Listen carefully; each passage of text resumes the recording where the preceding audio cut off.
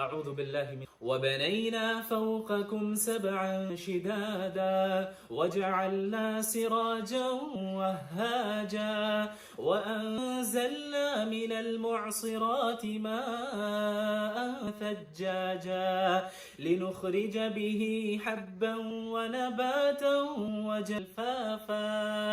إن يوم الفصل كان ميقاتا يوم ينفخ في الصور فتأتون أفواجا وفتحت السماء فكانت أبوابا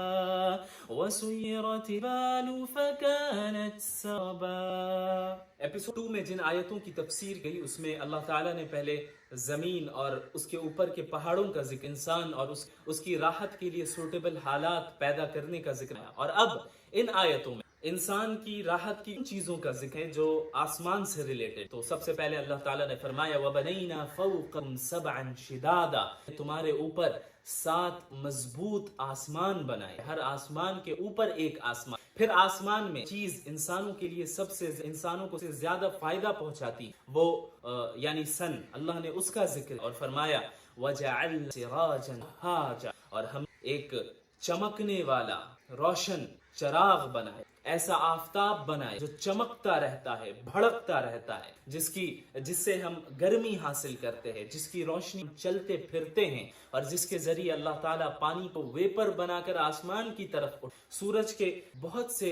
فوائد ہیں، اس کے ذریعے ہمیں بہت سے فوائد حاصل ہیں۔ تو اللہ تعالیٰ نے اس بڑی نعمت کا ذکر فرمایا وَجَعَلْنَا ہم نے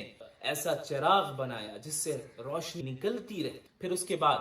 آسمان کے نیچے جو انسان کی راحت چیزیں ہیں ان میں سب سے زیادہ جو ضروری انسانوں وہ ہے بارش برسانے، بادل۔ تو اللہ نے فرمایا وَأَنزَلْنَا مِنَ الْمُعْصِرَاتِ مَاءً ثَجَّاجًا، معصرات ان بادلوں کو کہتے ہیں جو بالکل برسنے ہی والے ہوں، جو پانی سے بھرے ہوں، اور ہم نے بادلوں کے ذریعے زوردار پانی برسا۔ کیوں برسایا؟ تمہارے فائدے کے، لِنُخْرِجَ بِهِ حَبًّا وَنَبَاتًا، تاکہ ہم اس پانی کے اناج نکالیں اور سبزی نکالیں جسے تم بھی کھاتے ہو، جانور بھی کھاتے، وَجَنَّاتٍ الْفَافًا، اور ایسے گھنے باغات بنائیں جو اپنی کثرت کی وجہ سے ایک دوسرے سے لپٹے ہوئے ہوں۔ پھر ان نعمتوں کو ذکر کرنے اور قدرت کا اظہار کرنے، پھر اصل بات واپس آئی ہے جس سے یہ سورت شروع ہوئی تھی، یعنی قیامت کا ذکر۔ ان یوم الفصل کان میقاتا، بے شک فیصلے کا دن ایک متعین وقت ہے، وہ دن نہ ایک سیکنڈ پیچھے ہوگا نہ ایک سیکنڈ آگے ہوگا، بلکہ وہ ایک اپوائنٹڈ ٹائم ہے۔ یہاں قیامت کو یوم الفصل کہا گیا، یعنی فیصلے کا، جس دن بندوں کے درمیان فیصلہ ہوگا، فریقین کے درمیان فیصلہ ہوگا کہ تم ظالم اور تم مظلوم، تم نے فلاں شخص کا حق مارا، تم نے فلاں کے حقوق ادا نہیں کیے، تم نے اپنے والدین کے حقوق ادا نہیں، اپنی اولاد کے حقوق ادا نہیں، تم نے اپنے شوہر کے حقوق ادا نہیں، تم نے اپنی بیوی کے حقوق ادا نہیں کیے، تم نے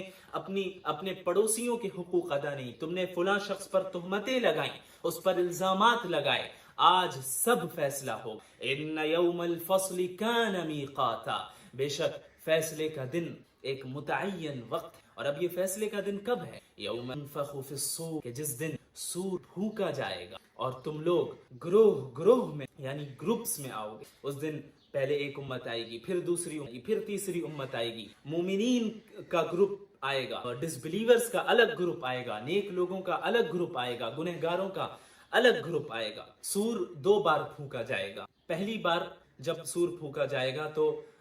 یہ دنیا اور زمین و آسمان کی تمام چیزیں ختم ہو جائیں گی، فنا ہو جائیں گی، اور پھر دوسری مرتبہ یہ جب سور پھونکا جائے گا تب یہ تمام چیزیں دوبارہ زندہ ہو جائیں، اور اس دن وَفُتِحَتِ السَّمَاءُ فَكَانَتْ أَبْوَابًا، اور آسمان کھول دیا جائے گا تو پھر اس میں ہر طرف دروازے ہی دروازے ہو جائیں گے، یعنی اس دن آسمان اس طرح پھٹ جائے گا کہ گویا اس میں ہر طرف دروازے کھل گئے ہوں۔ وَسُيِّرَتِ الْجِبَالُ فَكَانَتْ سَرَابًا، اور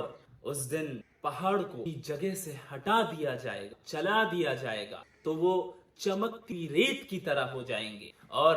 ہر طرف بکھر جائیں گے، ختم فنا ہو جائیں۔ آج کے لیے اتنا ہی، اللہ خیر۔